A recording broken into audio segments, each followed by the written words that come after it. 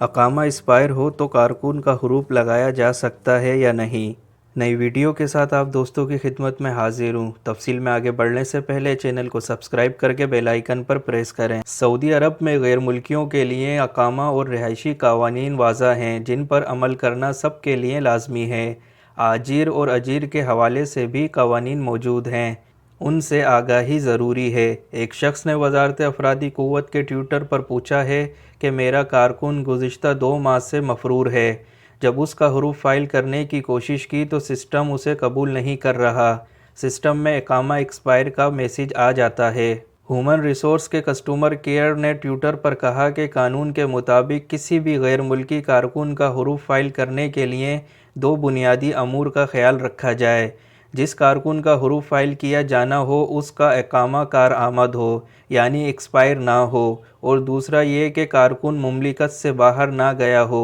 واضح رہے، حروف ایسے کارکنوں کا فائل کیا جاتا ہے جو اپنے اسپانسر کے پاس کام نہیں کرتے اور وہ ان سے لا تعلق ہو کر کسی دوسری جگہ کام کرتے ہیں جو غیر قانونی عمل ہے۔ وزارت افرادی قوت کے شعبہ محنت کے قانون کے مطابق حروف سنگین جرم شمار ہوتا ہے۔ جن افراد کا حروف فائل ہو جاتا ہے ان کی پرسنل فائل سسٹم میں بلاک کر دی جاتی ہے۔ حروف فائل ہونے کے 15 دن کے اندر اسے کینسل کرانا ممکن ہوتا ہے۔ یہ بھی یاد رہے کہ قانون کے مطابق چھٹی پر جانے والے کارکن کا حروف اگر وہ مملکت سے باہر ہو تو فائل نہیں کیا جا سکتا۔ دوسرے شخص نے دریافت کیا ہے کہ ایک کارکن جو کہ اپنے والد کے زیر کفالت تھا، والد کا انتقال ہو گیا ہے جبکہ جس کمپنی میں اس کے والد ملازمت کرتے تھے وہ بھی بند ہے۔ کفالت کس طرح تبدیل ہوگی؟ وزارت افرادی قوت کی جانب سے کہا گیا ہے کہ اس صورت میں لازمی ہے کہ وزارت افرادی قوت کے لیبر آفس سے رابطہ کیا جائے جہاں درخواست دے کر باقی کارروائی مکمل کی جا سکتی ہے۔ جانے کے لیے کرونا ویکسین لگوانا لازمی ہے۔